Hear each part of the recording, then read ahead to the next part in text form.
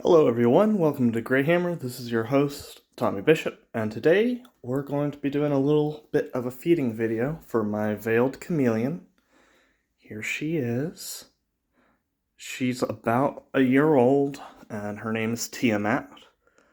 She does have a back injury that I've been to the vet for, but they say she'll recover. She's on antibiotics, so I will be giving her those after this video.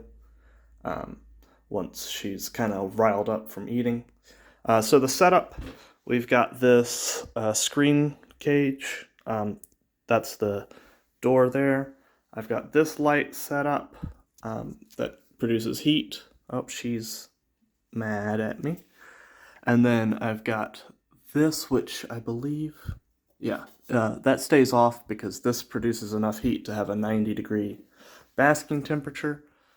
And UVB light there. Oh, she is cranky today. She's usually not this upset. Just got some vines. I inherited this kit from someone who had it before. And then I've got my feeding bowl over here.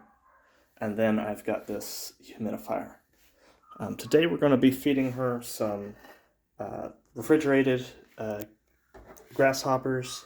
She doesn't eat these as her standard diet, but I got them there because it makes it a little easier to give her medication sometimes. You can see she's very food motivated, but not always the most accurate. I'm finding this a little difficult to record because she's trying to line up the... Oh, she dropped it. Oh, where'd that go? She's not the best accuracy-wise sometimes. We're going to grab another one.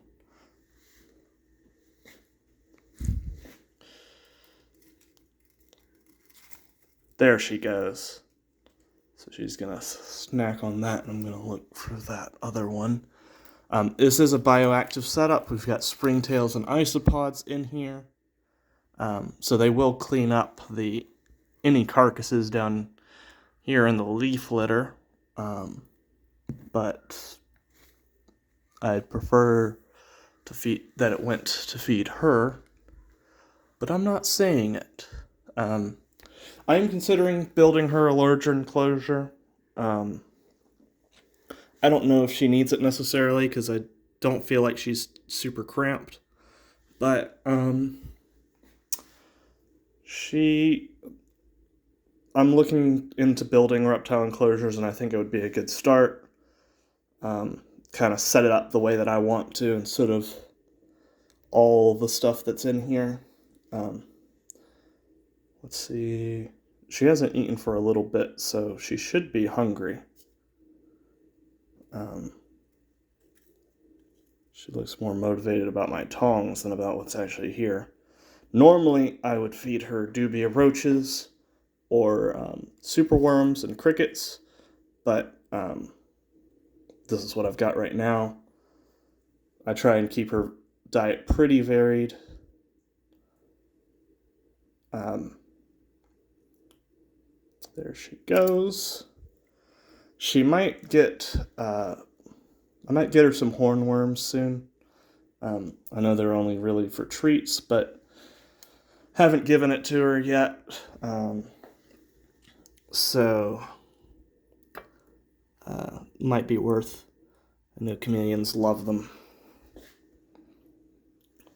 Alright, let's see if she'll take another. So I try not to overfeed her, but she's such a good eater that sometimes I worry that I'm feeding her too much, but I know you're supposed to give them enough food that they can eat in 15 minutes, and I don't feed her for longer than 15 minutes. But she does get kind of plump. For those Warhammer fans, my Warhammer setup for my miniatures is right here. But we'll go over that in a later episode. Let me know if y'all enjoy the chameleon feeding videos. because these should be pretty easy to make. Just every 3 days or so. And I do dust most of her food, just sometimes not. I don't know if she's interested in this. See, sometimes it just takes her seeing the tongs. I think the reflectiveness of the tongs kind of gets her attention.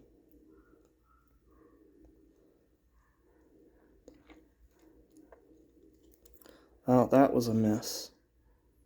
Also, again, sorry for the bad camera. I'm taking this video with my phone. I'm not a great photographer. My hands are not steady.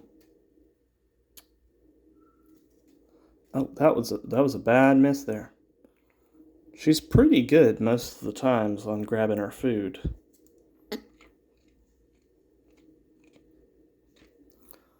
Come on. But she looks like she's missing.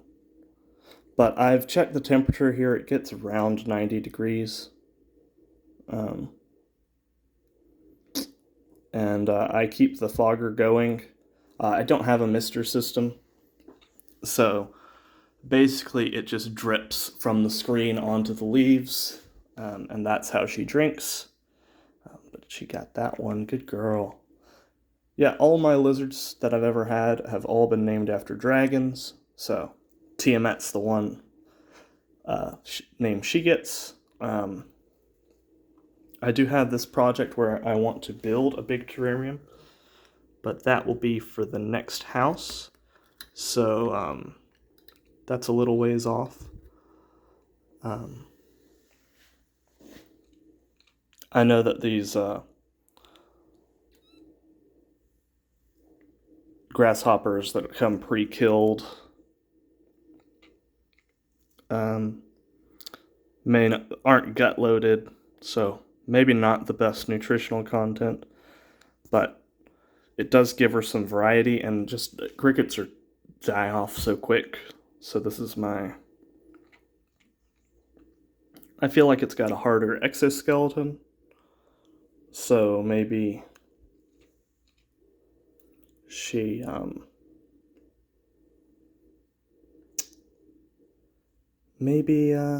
it has a little bit more calcium, but I'm not sure.